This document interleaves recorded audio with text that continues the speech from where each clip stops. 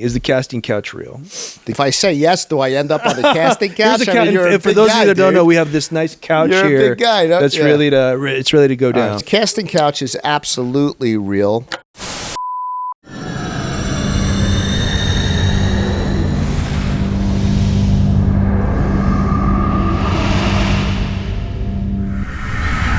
Hello, everyone, and welcome to the Gray Area Podcast. I am your host, Maximilian Decker, and this is the pod that covers everything gray in career and in life. And today, my guest is the man, the myth, the legend himself, one of the greatest reps and managers in this town, producers, Erik Kritzer. Yeah. Hey, thank you, buddy. How you doing? Good. All right, good to see you. Here we go. I'm going to go right to it. Uh-huh.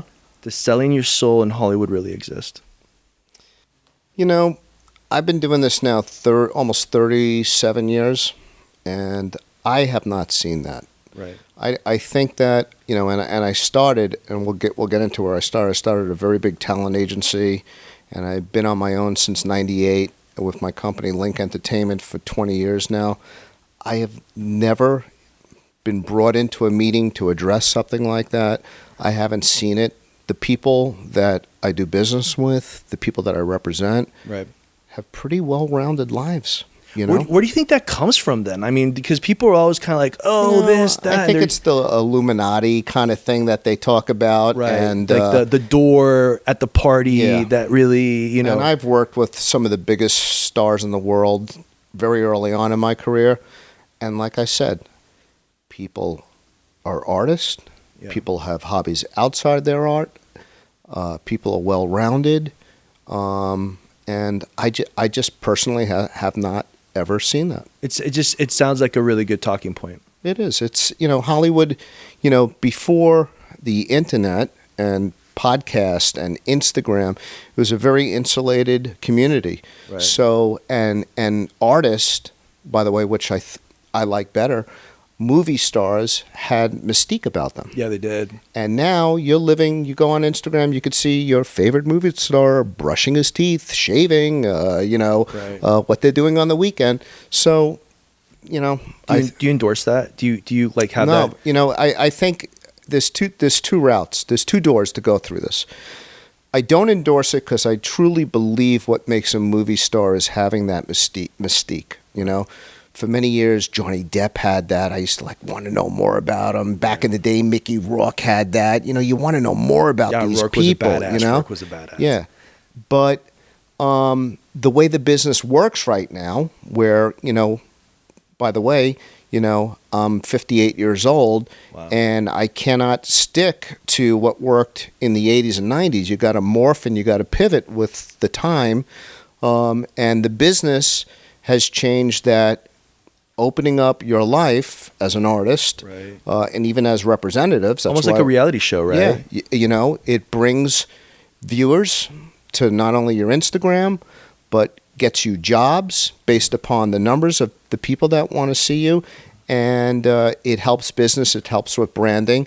But if I had an artist that said to me, you know what, I don't want to do that, I would support that all the way. Because I hear that now. I hear that people are putting people in movies or TV shows because of their Instagram following or their TikTok following, and they're like, yeah, we got to put them in here. And so does that work the same now when you're kind of looking at talent? You're like, oh, we got to go sign, you know, CAA just signed Logan Paul. We got to go get him. Yeah. We don't do it that way. My partners and I, Brian Wilkins, Ben Levine, Brad Kaplan, who's also a partner at the company, it's more about talent. That's what we go for, and we may lose out on financial rewards if going this route, and we have, but we kind of do it reverse, you know, a little bit in reverse, is that in one of our talented actors that we're believing and work for, and when they pop, and if they want to go the other route and then open up the door,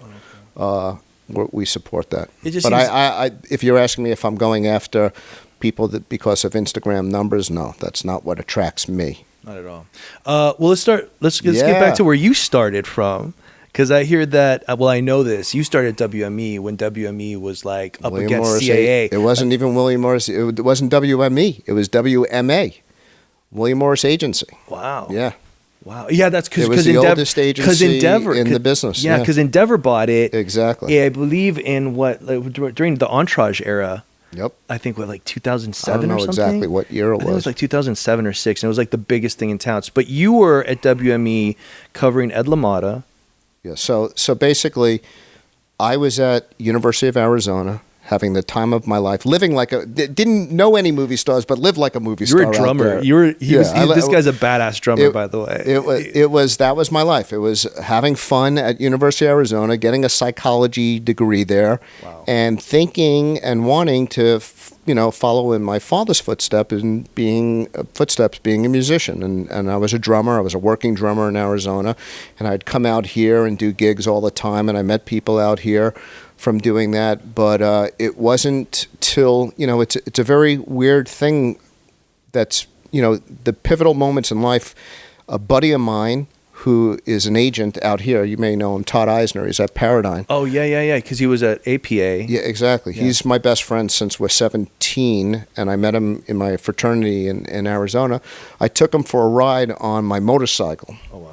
And two guys on a motorcycle always looks a little weird. He was holding me for his life. He was holding on. And I said to him, I was going like 50 miles an hour out in the desert. Wow. I said, "Hey man, what are you going to do when you graduate?" He goes, and he was a Beverly Hills kid, and he goes, "My mother knows this agent at William Morris. I'm thinking about being an agent." And I was like, "What does an agent do?" He goes, "Oh, it gets actors jobs." And I said, "Well, maybe I should do that if I don't do music full time."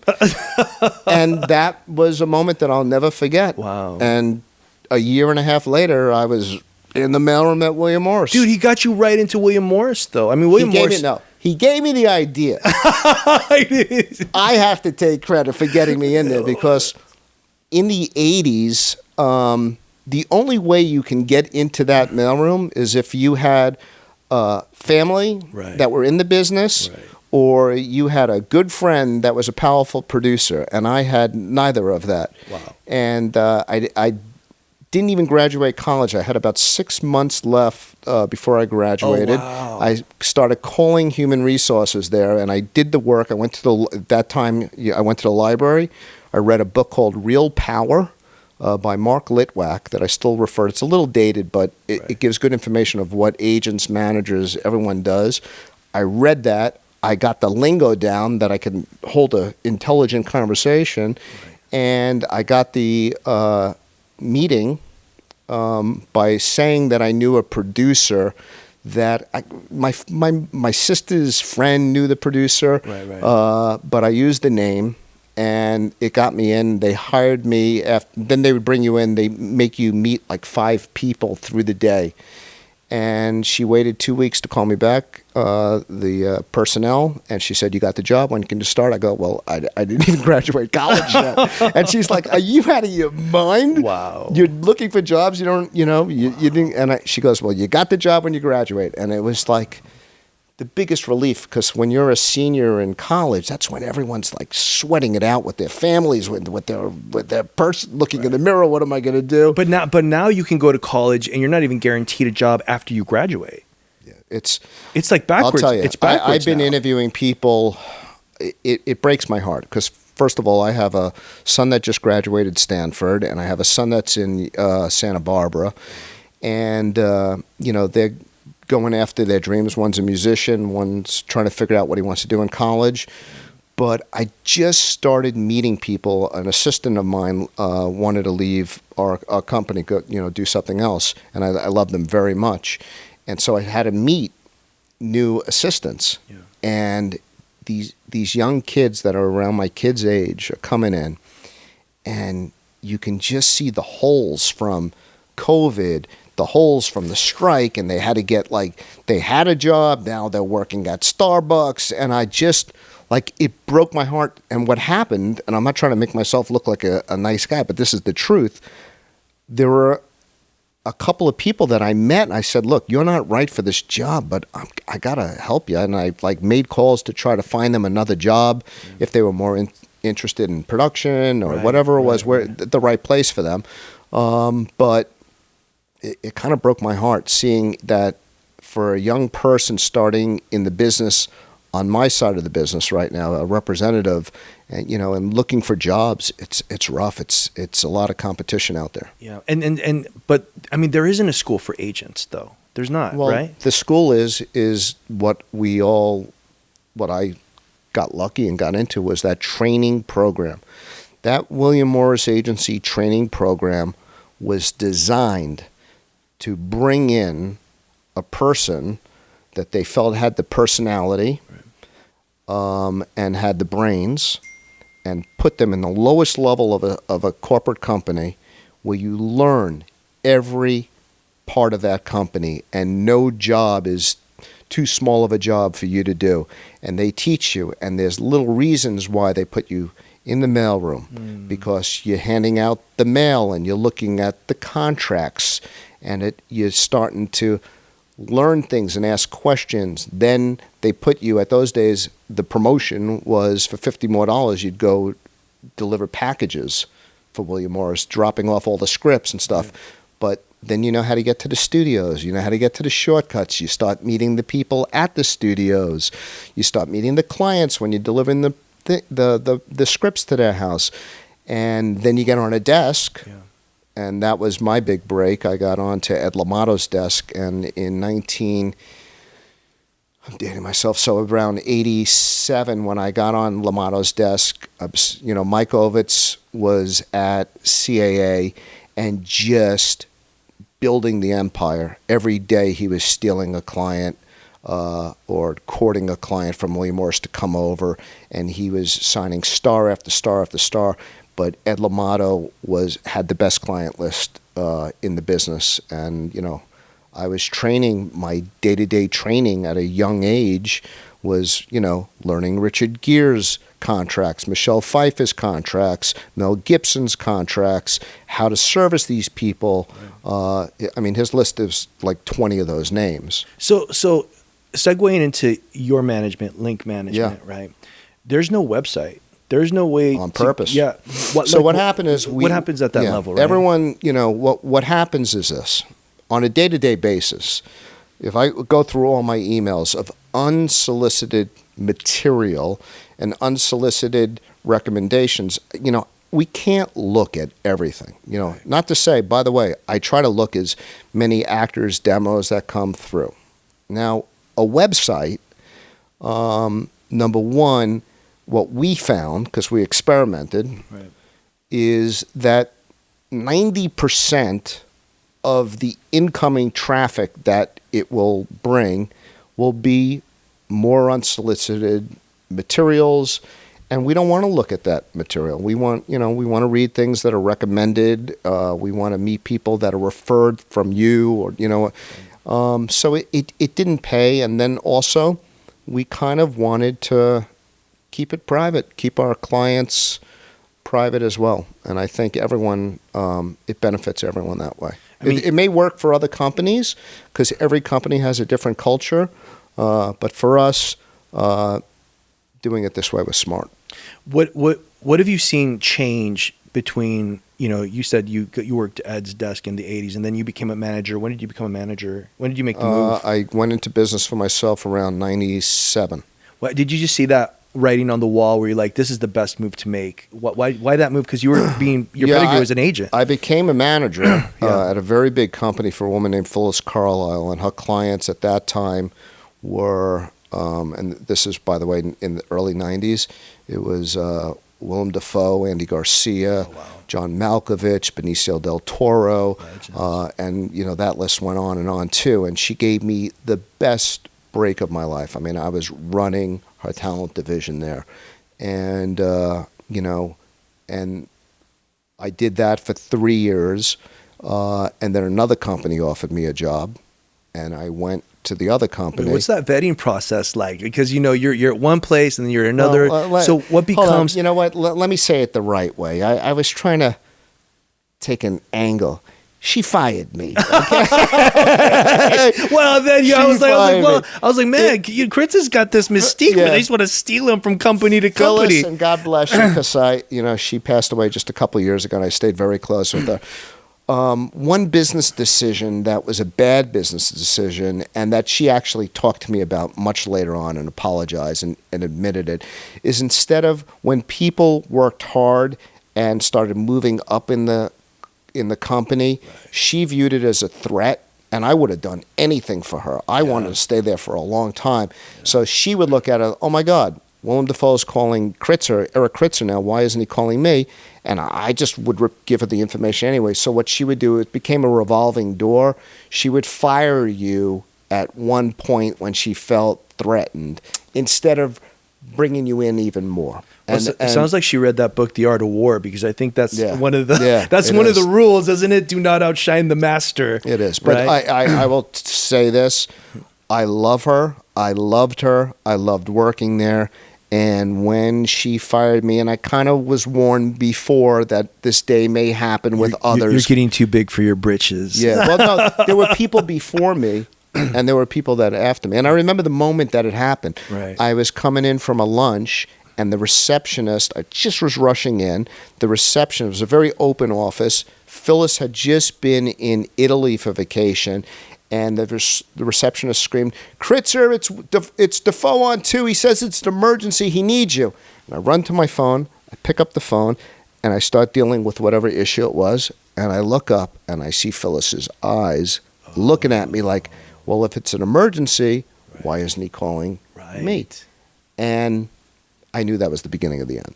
So is there a lot? Is there a lot of? But I mean, to this day, because I've seen in situations where comedians will have different agents. Like one will be at CAA and the other one will be at another agency, and they won't let them tour together because they're at different agencies, and those agents used to work with each other in the mailroom. So does that become petty in an essence, where when people come up together, they hold on to little things and they kind of fight, and it becomes a little bit of like babysitting between them? Between like the representation. You see, now I've been in management for a long time. Yeah. And I will tell you this, the beautiful thing about managers, with 98% of us that are there, our competitors are our friends. Mm. If someone has a client and they have a manager, we lay back. We don't raid each other's clientele. We help each other. We're able to do business with the other companies. They come to us. I mean, I'll give you an example. During COVID, we led a Zoom meeting with like 10 to 15 of the top management companies, and we just shared all the information, like what are you doing with your business? How are you getting the PPP loans? And we just helped each other. We helped each other. We got together again during the strike. And so that's the beautiful thing, because agents, as much as, we all make fun of agents and their personalities, that stereotypical, they have a very hard job. Their job is it's the craziest thing in business. And I'll give you an example. If you have a stockbroker that is making you tons of money every year, working their ass off for you, are you ever going to wake up one morning and call your stockbroker and say, listen, I know you're making me these great dividends, but, there's this other stockbroker. They got nicer offices and they got some really cool clientele. I think I'm going to go over there. If someone's making you money, you don't leave.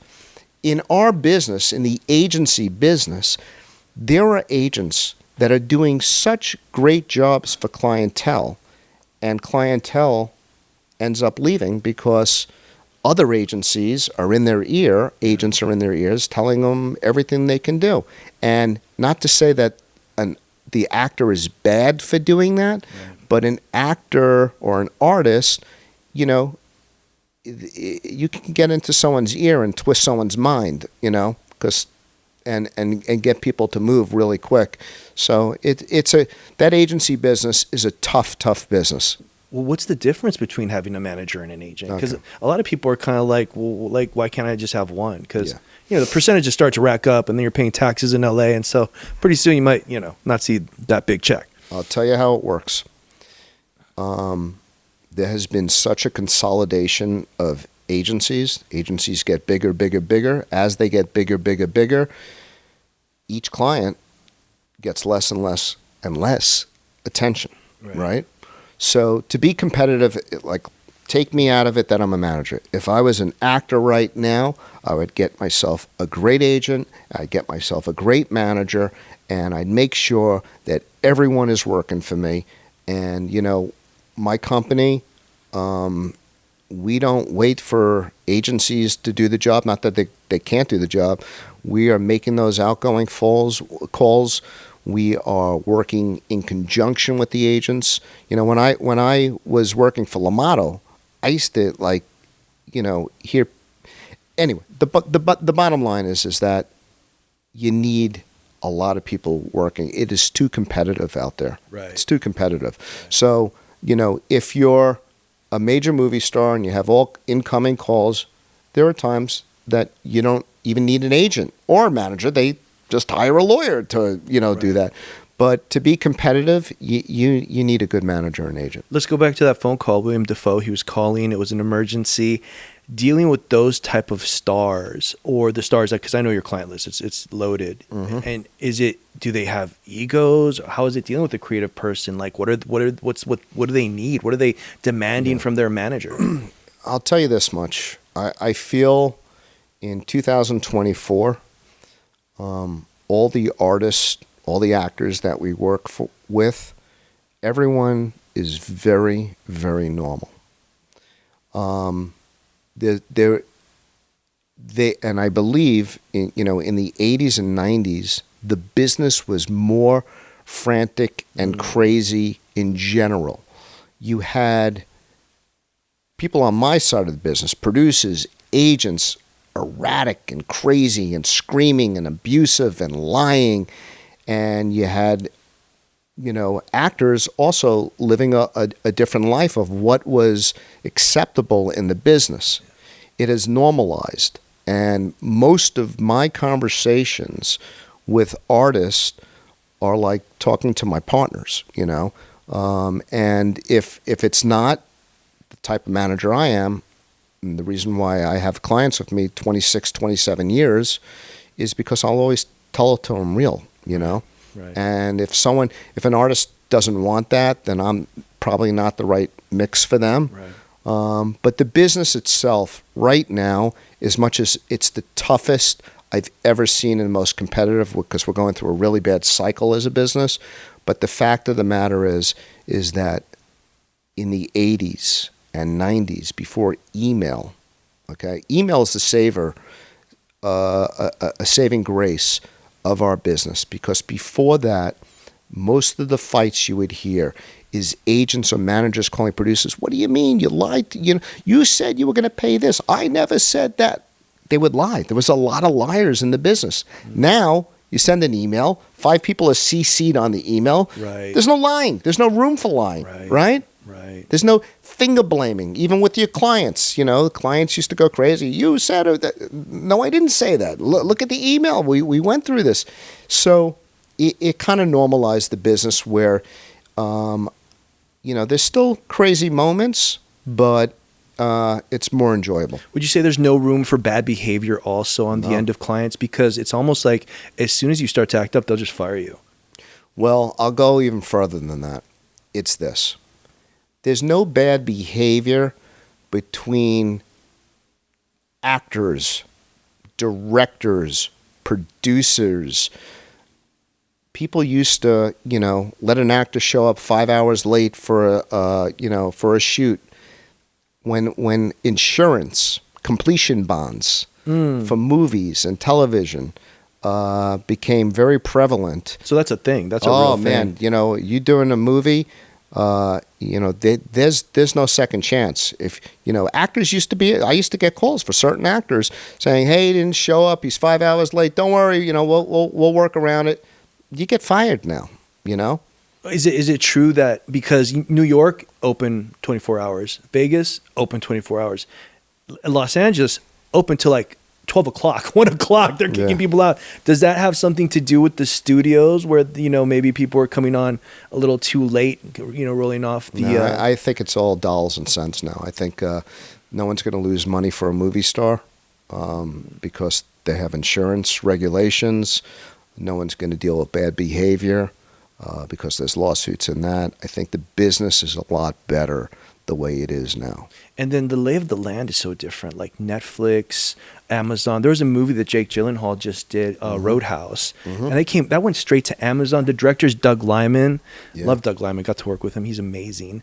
Conor McGregor, straight to Amazon. $1 million movie. It's like not even going to theaters anymore. Is that good? Bad? How does that? I think it's all changing as we're talking right now. What's going on right now is there's consolidation. Okay. What's scary right now is, I have plenty of friends outside the business. So I have real estate friends, I have stockbroker friends, and every business goes through cycles. You have an up cycle, a down cycle. We're going through a down cycle now after a strike, and you have all the streamers that were producing so much content just not producing anything right now. Right. And the scary thing about this cycle is usually as a businessman that's been in the business for a long time in the sector that you're in, you can predict what's going to happen after the cycle, right? Right. This cycle we're looking at, we don't know what is going to happen. Will it snap back? Yes, but will it snap back to the level that it was where, Netflix, Amazon, Hulu are pumping out all these TV shows and there were plenty of jobs for our actors to get and they were paying good money? We don't know. So we're all observing what's happening in real time right now, but it's a pretty scary time. Well, a lot of companies, they dumped the slates, right? Like as the strike came around, it seemed as though... They dumped the slates, and there's another strike supposed to come in June, IATSE, the Teamsters. So they're not putting it on the slate again. Oh. So that's why you have there's three things that are going on. You have a potential other strike, so they're not going to put things on the schedule. You have interest rates through the roof. That affects independent movies and the borrowing of money, capital. Getting capital is not easy right now. Right. And then what really is disturbing to me is I got a number of calls, myself and my associates and my competitors. You get calls like this from a studio or network. Hey, we're making you the offer, but I just want to let you know it's not going to be what you expect. And that is the get back from the strike. They know that artists are hungry to work, and they don't have to pay the premium. And that really is a bummer. When I get that call, it's like I just shut my mouth because I'm not going to negotiate against myself. I said, well, make the offer. We'll see what we can do. And then that kind of you were talking about the real estate. Yeah. Because there is a link. Real estate is that no, that's my hobby. So it's interesting because I think this is really an important subject for artists and for actors and musicians. We're all in this business where you eat what you can kill. For me, I book a job, I get 10%. For an artist, you get a movie, you get and then you're looking for the next gig. And that's what the strike was about, right? Yeah. Like we basically have to book to get insurance and to meet our pension. And it's kind of like we're up against the wall. And it doesn't get better. I have represented a number of older actors, Burt Reynolds, Chevy Chase, Chuck Norris, and you would think that guild, after all the money that they have made them over the years, would say, okay, well, you're covered in your medical bills. They still have to make the same money. It's a terrible, terrible system. So what I am preaching these days to as many people that will listen is you have to find passive ways. And when you say passive, it's not like you don't have to put time. You have to do research. Any passive income takes a little work to find other revenues of money to come to you. Yeah, residual. So where I found it for me personally, I've been doing it for 5 years, is investing in commercial real estate on the multifamily apartments. And I think it's just an amazing investment that for, like, let's say, I'll give you an example. And I'll tell you, it's a young person's game as well. If I was a young actor and I was paying rent right now, I'll just give you an example that nobody knows because no one's teaching this to anyone. Biden, who I don't love, basically a couple weeks ago passed this Equity Act that if you're a first-time home buyer, the government will give you $25,000, non-reimbursable. So if I'm and then there's something else that nobody knows about except guys in the real estate business called house hacking. So this is what I would do. If I, even as a representative, like if I was starting at William Morris, I would never rent. I'd go buy a 5-plex, okay? I would live in one of those apartments for a year. That's what you have to do minimum. You can get in there for 3%. Okay, wow. You can get $25,000 from the government, and they don't look at your credit history. I mean, they do like you have to just come up with the 3%, and you can get into a building where now you're collecting rents, and now you own this building, and then you can sell the building or refinance it later once it starts the cash flow, and you can keep adding on to your portfolio of buildings. So let's say all of a sudden you're 30 years old, you have 5 buildings. Now, as an artist, right, you don't have to make decisions for money, okay? Yeah. You don't have to worry about that. And when you don't have to worry about money, when you go in on an audition, there's no desperation. Right. You're coming from leverage. Right. And leverage gets jobs. Right. You know, so, and it doesn't have to be that. You could do it in the stock market. You can do it in whatever it is. But you have to find another revenue stream of income. Well, that's why a lot of people have left California, right? Because of how expensive it is just to live and then feed yourself. Do you see a lot of that happening where it's affected your clients, or do you know that they're taking off? I've had a lot of clients leave for the tax reasons, and once they move, they're the happiest people in the world being away from Los Angeles.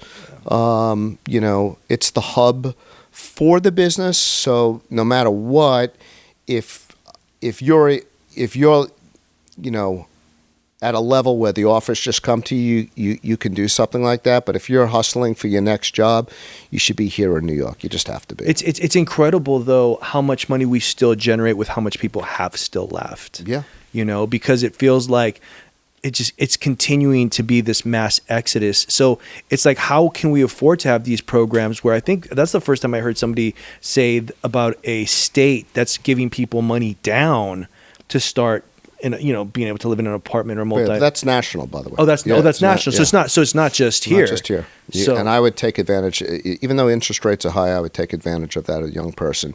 And then what you do is you just go live in that building for 1 year, and then you buy another building, you live there, and you can get in there for 3%. I mean, where else can you do that? It does hit us harder though, because it is a lot more expensive out here. Yeah. Do you think the real estate's going to crash? From what I hear, multifamily, the apartment buildings, they're very resilient, so that's not going to crash. But what happens is, you know, I mean, people in their homes right now, you know, the interest rates, if you can't buy a home right now because the interest rates are so high. If you're a young person, I mean, my interest rate is under 3%, right? If I sold my house because I can make more money off my house right now, where am I going to go? Right. I'll get a smaller house, and my mortgage rate will be two times of what I'm paying now. It doesn't make sense. Does that incentivize you to leave? I mean, have you thought about maybe leaving? I have to be here. Yes. You know me. I have an RV. I travel. I traveled all over during COVID. I love that. You have to be here for the business. I mean, I see you have lunches, you know, with people. You know, you have screenings. I have to be here. And it looks like you're pretty handy with a gun too, because I've seen you at the gun range. Well, self-defense. That's my thing. What's your favorite? What's your favorite gun? I like Glocks and Staccatos, but you know what? All you need is one gun, and you have to be good with it. Right. And all you need is one martial art, and you have to be good with it. Right. And I totally recommend everyone learning how to protect yourself, because all these cities are so dangerous. And more so than a little the 80s? Krav Maga for anyone will change your life. Any kind of self-defense. So do you think it's more dangerous now than it was you coming up, like 80? So when I moved out here, the danger were gangs in L.A., and I lived in West Hollywood, Vista and Sunset, right by the Guitar Center over there. So it was not a good neighborhood. Wow. But the biggest thing, it was carjackings. They used to steal your car. Yeah. But out here, you can be, having a beautiful day at Century City Mall, and it's so gorgeous, and the people are good looking, and everyone's great, and then all of a sudden, bad stuff happens. People are running up on people and punching them in the face for It's no reason. It's dangerous what they did to this city. This was my dream city to move to. I used to look on television and watch TV shows and see the California streets, and it was my dream. And when I drive around, it breaks my heart to see the homeless, to see the drugs that are around, and then just go on the news and see the crime. My neighborhood in Encino, which is a very nice community, but it's not like, I'm not living like a Kardashian. Our neighbors, we just all had to chip in like a 5-block radius to hire 24-hour armed security because there were that many break-ins. Wow. That's crazy. Yeah. What about an actor though? Does an actor have to live in Los Angeles, or can they live remotely and then send in tapes? And or do you want them here? Let's talk about it. Number one is still there's not a lot of in-person auditions these days. So that being said, you can live wherever you want to live, but you cannot discount if you're an artist or you're a young manager or a young agent. Networking in any business you're in is so important. Right. So you're not going to network in Texas, right? Okay, but you know what? You're here, and maybe you got nothing going on, quiet, and then in front of you calls you up, and you're living in your dumpy apartment in West Hollywood. They're like, hey man, I got invited to this premiere, it's at right. on in Hollywood. Let's go. Okay, yeah, and then you can be at that premiere, get introduced to a casting director, right. and then 2 days later get an audition that can change your life. Right. It really, and I want to just stay on that topic because every time I go out to a restaurant, to a premiere, to any kind of event, you get caught up. It's social. It's fun. Hey, I'm having fun. And I go back to myself. I said, okay, I need to do 5 things here that could potentially bring in income or open a job for one of my clients. And I make sure I do those things, and then I go back and I have fun and I tell my stupid jokes and kid around. But I always make sure, and even, you'd be so surprised, even the most senior level actors, when we're at a premiere, just recently I was at a big premiere for one of a very big film, and I was with my client, we're having a good time, and he's talking to someone, and I saw someone that I wanted to introduce him to, and I tapped him. I said, "This is money," and he laughed. And he followed me, and I made the introduction, and he thanked me, and then he went back and did his thing. You have to do that, and you. The beautiful thing about this business is that there's opportunity every place you go, every restaurant, and if you do it with class, where you're not just overdoing it, right? It could create so many opportunities for you. Okay, but let's talk about you. What are your hobbies? All right. So when I'm not doing this, by the way, so for me, I was very, very, very, very lucky when I started at the William Morris Agency, and I wanted to be an agent. I would look around and I said, okay, a lot of people, they just don't have hobbies, or they're not allowed to talk about it because the culture just wanted to hear about your work, what you read, everything like that. So I said, I'm going to do all that work. And believe me, I was working there from 8, when I was working for Lamato, it was 8 till 11 at night. But they didn't know, come 11, when I'd get out there, I'd go to P4 to go to my shitty 280ZX, Datsun 280ZX with it had one T-top because one was stolen. And I had all my drums in there.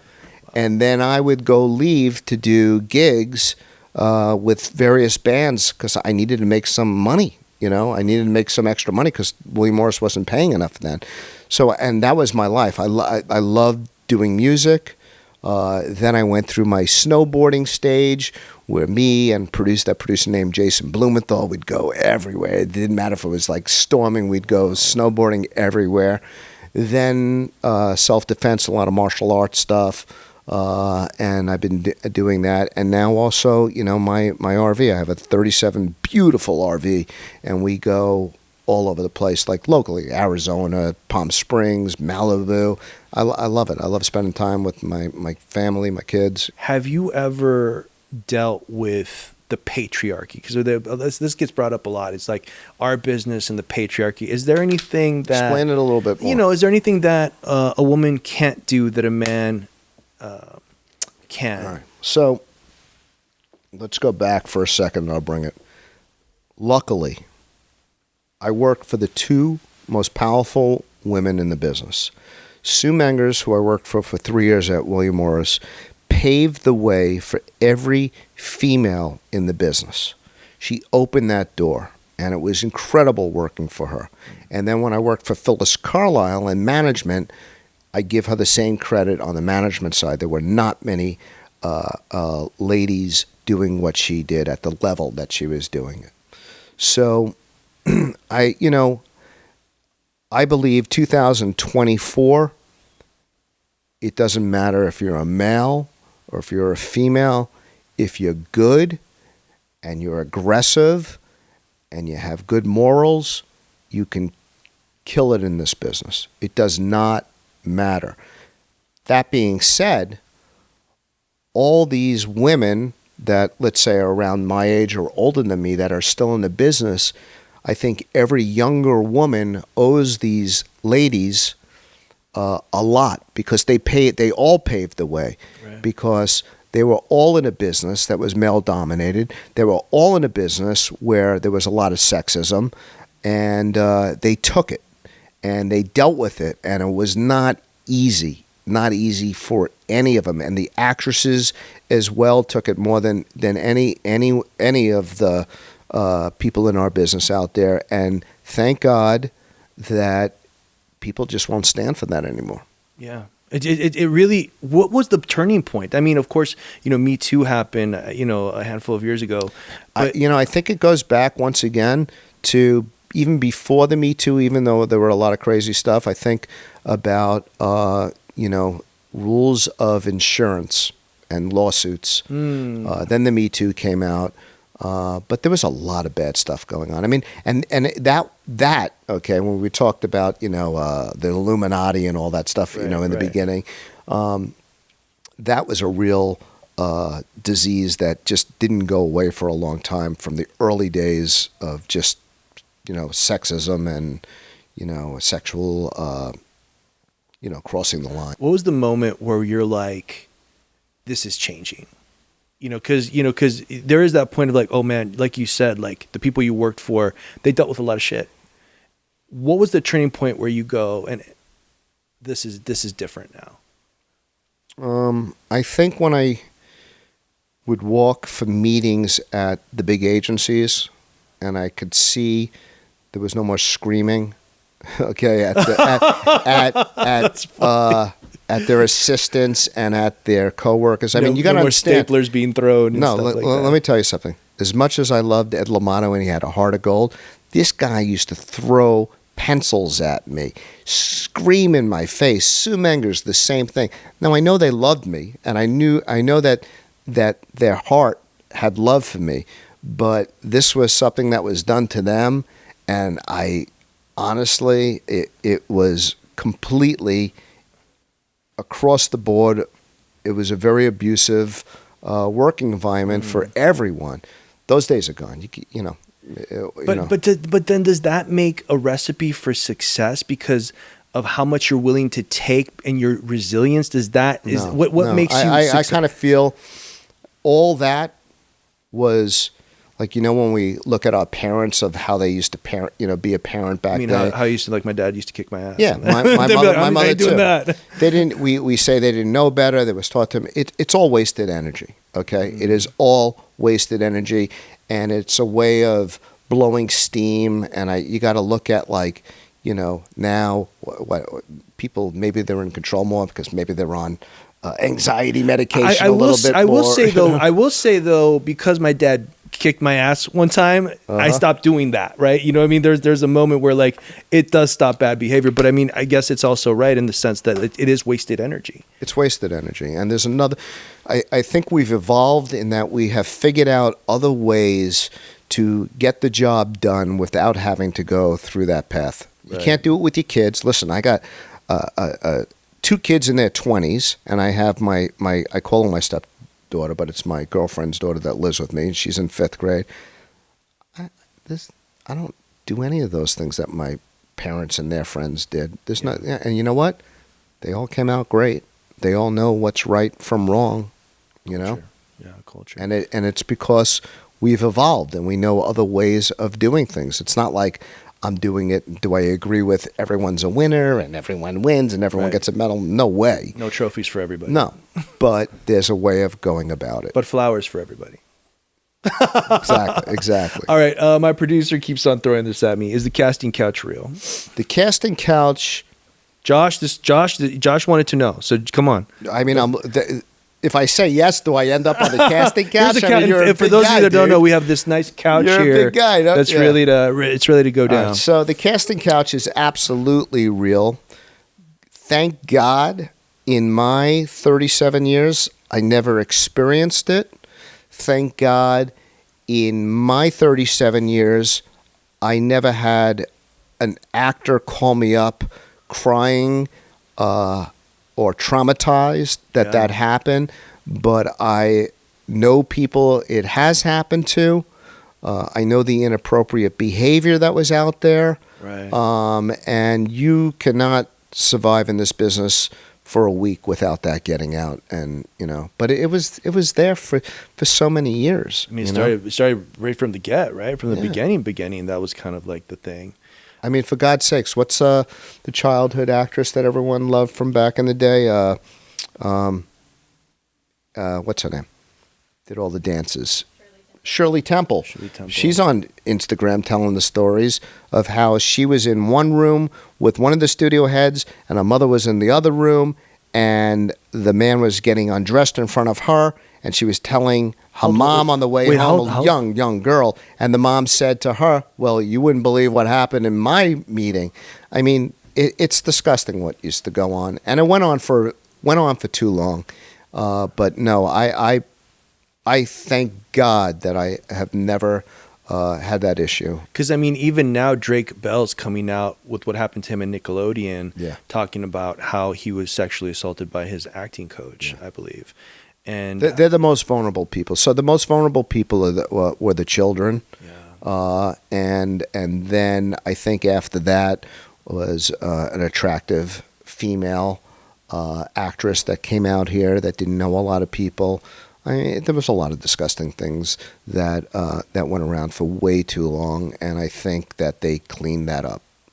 yeah, I mean, it feels as though that the business of like you're just going in on when children start, you know, the parents sometimes push that on the kid, and so there's this pressure, and they're going through all these things, and they're vulnerable, you know, and there's a lot of people out here that just might have a different agenda and put themselves in positions where look at Drew Barrymore as she was in Studio 54 as a little child, you know. Oh, I didn't know that. Really? She talks about it. I mean, they're just exposed, you know. And what happens is when fame comes into play, it doesn't matter what age you are. People will treat you different, and people will want to be around you. That it's not appropriate, you know. So they're dragged into these scenarios, and they'll let a kid into Studio 54. It's just stupidity. Yeah, it doesn't make any sense. Yeah. And so, what about when you do have an out of control? Let's talk about the adult actors, and maybe you know, and you God, thank God you've had a really good batch of those. What do you do when you have an out of control actor or something gets out of control? Not necessarily because they're crazy, something does bad happen. Is there any like cleanup with PR that needs to happen, or have you ever experienced anything that you have to deal with publicists and cleaning something up? You know, I've worked with a lot of famous people, and I have not had the experience where a client was out of control. Back in the 90s when I worked for Phyllis, we had an actor that was out of control because of drugs, a drug issue. Right. But just, you know what? If there's a problem, let them scream at me and go bananas at me and blow the steam off, and then let me get off the phone and let me go fix the problem. These problems could always be fixed very quickly, if you do it the right way. And if you have a representative that's not scared of people, But I honestly, I've never been involved in a situation where someone was completely out of their mind going crazy on a set and like harming someone or. Yeah. What is the fire then? Because you have talked about dealing with fires. What is a fire that you might have to deal with? I've had clients come to me that have, for whatever reason, been banned from certain studios working with them or shows, and they were very open about it with me. And I said, let me go try to fix this. And I, without going into details, I fixed 2 huge things that I'm very proud of with the biggest producer and the biggest TV show. Wow. And sometimes you don't fix it 100%, but at least you attempted, and at least you were able to verbalize, because we're the vocal cords for our clients, right? Right. What our client was thinking and how they feel, and got it a little closer. But I've been through some crazy scenarios that I can't talk about, but 2 of them I'm very proud. That's part of like my career that I'll always be proud of. So then the Blacklist is real. Blacklist can happen anytime. Listen, if you're on a TV show, right, tomorrow, Right. and you say the wrong thing to a person you're working with, and they bring you to human resources and say that was harassment, you're on the blacklist, and you will not work for them until some time goes back and you can resolve it, go back into human resources and deal with it. I mean, it happened. That's the way it happens right now. You have to go on set and you have to behave yourself. And you have to be very careful, because sometimes when you're a famous actor or actress, people will come to you. There's a lot of setups now too, and and even kidding around,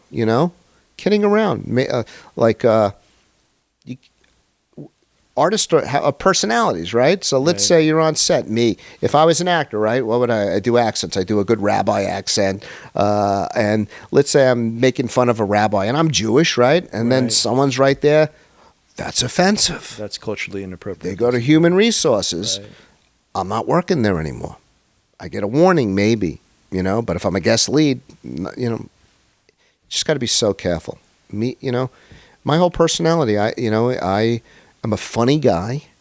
I could be raunchy at times. Charming. You're very charming. Charming at times. But you're a real mensch. You're a mensch, right? I pivoted of what I realized what was acceptable back then, what isn't with my personality, and I made a lot of good changes. And sometimes it's frustrating, because sometimes I can think of the funniest joke to make someone crack up, but you know what? Shut your mouth. It's not worth it. So is it easier to keep a band together or a client happy? Well, I've been in so many bands and such craziness over the years. And by the way, that was a very big part of my life, and I'm very proud of that I managed to keep my artistic ability all these years. The only reason I stopped is about 6 years ago. I had arthritis in my hands, and when I healed, I just felt like I couldn't play to the level that I was playing at. And I was playing at a very high level for being a non-professional. But for me, I'm just going to say something, is that what gives me my edge in the business is not only am I a negotiator, a businessman, a salesperson, but I have the artistic mindset, because I was an artist, a drummer my whole life, that I can relate to my client's artistic side more than being the robotic businessman. So rock star or manager, which one would you pick? I go back and I if I go back to 1987, where the band wanted to go tour and we had some offers to go all over the place. I pick not doing that. I would like to have some of the fun stories of doing that, but I would never have had my family that I have. I would never have had the ability to coach both my kids' baseball teams, both my kids' soccer teams, and just had the life that I have, a very normal life. Right. Let me tell you something. Fame, out of all the times, to be famous, I personally, and we all like my whole life was like I didn't pay attention in school. I was just dreaming about being a drummer and stadiums and girls and everything and fame. That was my whole life, my whole fantasy, and I would practice 4 or 5 hours a day to make that happen. But I would not want to be famous now. It is the worst time to be famous. Not an artist, do good work, but they're all over you. You can't even go on a vacation and post something from the vacation at the time you're there because people be robbing your house. Yeah. It's not a fun time. So what's the future look like for you? What's the goal for Link or management? So what we're doing is, I'll tell you something about this company and my partners, that Brian Wilkins, Ben Levine, Brad Kaplan. We put together a company that it was basically all lessons that we've learned from all the other big agencies and management companies that we've been at. We saw the good and the bad, and we decided 20 years ago that we were going to bring only the good to this company. So every human being that works in that office was brought into that company not because of who they represent. They were brought into that company because we did business with them. We know they're an honest person. We know they're a team player. And so what we have is a staff table, a conference table of 15 people that, hey man, so-and-so is up for this. Does anyone know this producer? I know that. I'll make that call. And it's done a half an hour later. Okay? We all help each other. We all share all the information that's out there. And it's so amazing to have smart, experienced people. And it's also amazing to have smart people that were our assistants that we promoted within and watching them grow and helping them grow. So my partners and I have done a really good job with that. We have a very, very successful company in talent, actors, in writers and directors, in producing. So what's next is to continue to do that good job in all those divisions and find another division. That's the next thing that we could bring into the company. We did it. We wanted a book department, and we did that. And we had a lot of number one books on the New York Times and everything like that. So that was fun. But the way we move is we built this company little by little, and it's a very strong foundation. You rep my favorite writer. Who's that? Graham Hancock. I love Graham. He's awesome. Yeah. Because he talks about the pyramids. So what happened was he's a star, that guy. I signed him over COVID, and I watched his television show on Netflix. I watched all his appearances on the Joe Rogan. Yeah.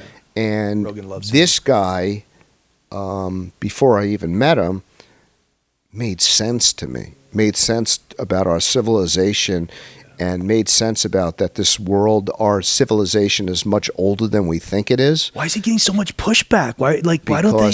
Because archaeologists are this group that have such ego, they won't open their mind. And they're locked, and they all wrote their books, and they won't admit to it.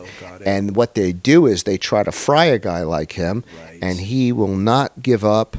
And he honestly, this guy, we have a lot of things planned for him, and you're going to see a lot more of him. And by the way, little by little, every day, all his theories and research. They're saying it's true, that it's that way. Yeah. But I like the way he carries himself in a way where he's not obtrusive or rude. He's just kind of like, this makes sense. He's a classy, educated man that has done the work and sees things outside of the system, and it makes sense to me. It makes sense. Who's your favorite actor? Who's your favorite actor? Who's your favorite director? Who's your favorite? You know, why don't you say who's my favorite actor outside of my clients? I mean, I would have said Ron Perlman because he's a badass. Ron's a badass. I've been working with Ron 27 years. You rep Hellboy. That's really cool. 27 years, and he's amazing. I've been working with Michael Rooker even longer than that. Cool, yeah. We put him on a Cliffhanger. I loved him on Walking Dead.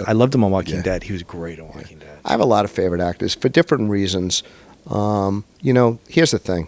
Wait, when's Bill? Because Bill's kind of acting too. Bill Goldberg. Yeah, Bill comes in and out. I mean, last year he was recurring on NCIS, LA, Goldberg's. I got another big thing in the works for him. He's a lot of fun. Dude, yeah, he seems like a really... He moved to Texas. Oh, he did? Never looked back. He was in San Diego, moved to Texas, raised his family out there, does a lot of, things outside the business that makes him a lot of money. Very successful guy, very smart guy. Got a ranch next to Steve Austin. Yeah. They're both doing that. Okay, so have you seen the TV show, Is It Cake? Yes. Okay, yes. So it's on Netflix. This Right. is like, I guess, a very hot show. People at home love it. Our producers are going to pull up a couple vids for us, videos, to see if we can tell if that's cake or not. That's looking like cake already to me. I mean, the frosting, right? Like, let's kind of see this. Hold on. Before you kind of tell us. No. But why do you think it looks like cake? Hold on. Wait, hold on. No. Don't spoil it yet. I think it looks like cake because I know my iPhones, baby, and that iPhone looks too clean to be an iPhone. Oh, okay, that's good. So, and by the way, iPhones are dirtier. They did a test, like dirtier than the things you find in the airport. Your iPhone with the bacteria and everything. I'm a germaphobe. Okay. That's clean. I would eat it. Okay, so I'm going to say I'm Cake. going to agree with you because you were so compelling with the argument. Let's go ahead. Thank you. Let's go ahead. It's not cake. That's All right, hold on. All right. Wait. Okay. All right, I'm gonna go lead on this. I'm gonna say that is cake only because the first one was not cake. Exactly. You got to play the odds. So now I'm gonna say, you know what? But it looks like a real iPhone. But by the way, it doesn't even look like a. Oh my God! God! Back to back, Ron. What? Hey, hold on, Josh. I mean, we got to play the game, right? You can't just give us two back to back. That was bad. Oh, is there a cake? Can we see what? I still think the first one was cake. Yeah, it looked delicious. It did look good, right? Somebody should get an orange frosting. Okay, we got it. Oh wait, hold on. Was it cake though? Is it cake? No, it's not cake. It's not cake. It's not. No. Cake. Okay. Okay. What is it? First of all, is it pen? But I mean, like, how can you make a pen a cake? Because it doesn't fit the criteria, does it? I mean, it'd be like a lollipop cake, right? What do you think? I'm going to go for it. Let's go. Oh, wow. This is wow. They just made a fool. You know what? I was having a good time on this podcast until this segment. Oh, the hand. The hand is cake. That was good. The hand is cake. That was good. Okay. All right. That's, That was clever. I like that. That's a good twist. That was great. For all of you at home, we can see why you like that my show. socks are cake. Would you like to take a bite of my socks? I knew. So is his socks real tacos? Yeah. That's really the question. Okay. My stepdaughter bought me these. Yeah. Shout out to your stepdaughter for buying you tacos for your socks. Okay, so let's go ahead. He's looking at me I feel like I didn't give you enough juice. You really wanted, this is what you wanted to hear. You guys wanted to hear that I was molested on a casting couch. Wow. That my clients came to my office. Tell it all. And Tell it all. my neck. Tell it all. You guys wanted all this stuff. I didn't give you anything. All. I repped the acting. No, so never mind. Okay, Look, listen, I got to say, though, it's good for you to come on podcasts, though, and tell your version of what's going on because it's like so one-sided out there. Yeah. Like it's really like Hollywood is bad, and it's not. Like there's more blue-collar workers in trying to keep this industry going because we've suffered, and you guys too, like repping us that are trying to come up, you know, and for me, sorry. Yeah, no, for me acting, I'm just trying to make my fucking pension. Yeah. I just want my next 5 years, so I'm cool and golden. True. You know, as much as Hollywood sometimes could be too much, and you need to get away from it a little on the weekends to recharge your batteries. Right. I have met such beautiful people in this business, such fun people in my life, and there's been some creepers too in my life, but the bottom line is overall,